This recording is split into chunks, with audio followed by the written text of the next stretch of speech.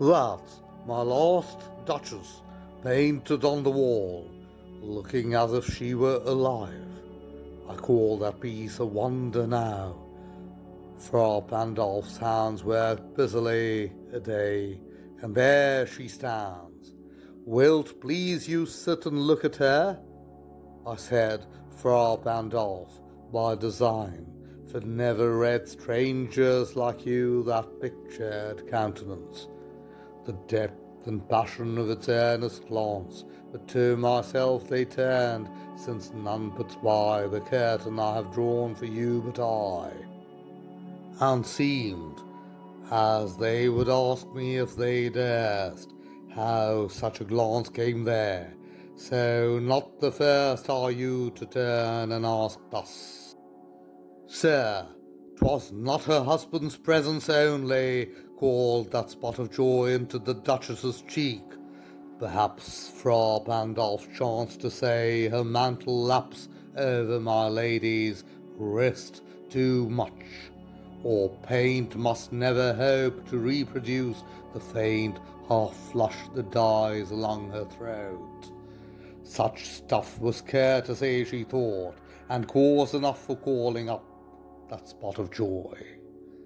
She had a heart, how shall I say, too soon made glad, too easily impressed. She liked whate'er she looked on, and her looks went everywhere.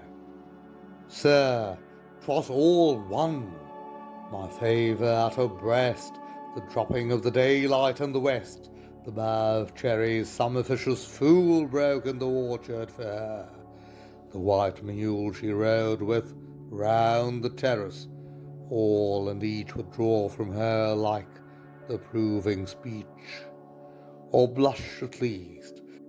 She thanked men, good, but thanked somehow, I know not how, as if she ranked my gift of a 900 years old name with anybody's gift. Who'd stoop to blame the sort of trifling? Even had you skill in speech, which I have not, to make your will quite clear to such an one, and say just this or that, and you disgust me, here you miss, or there exceed the mark. And if she let herself be lessoned so, nor plainly set her wits to yours, forsooth, and made excuse, e'en then would be some stooping, and I choose never to stoop. Oh, sir, she smiled no doubt, whene'er I passed her, but who passed without much the same smile? The screw, I gave commands. Then all smiles stopped together. There she stands, as if alive.